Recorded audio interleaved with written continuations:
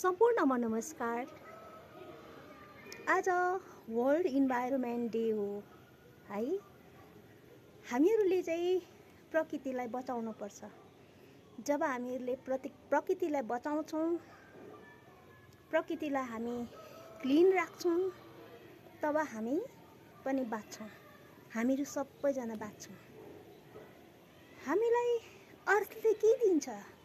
हामीहरूलाई, तपाईहरूलाई सबैलाई अर्थले बाँच्नुको लागि खाना दिन्छ, पानी दिन्छ अनि सेल्टर दिन्छ।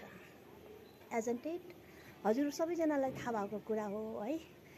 आज चाहिँ 5th जुन हो है, 5th June 2026। So today is a world environment day. Happy world environment day to all of you.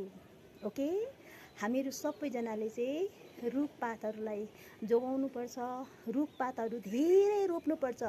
Oxygen पाउँछौँ हामीहरूले है। हामीहरू शरीरबाट कार्बन डाइअक्साइड फ्याँक्छौँ है।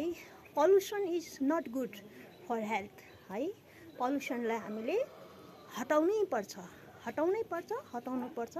So take care all of you. Happy environment world day. Okay, bye by.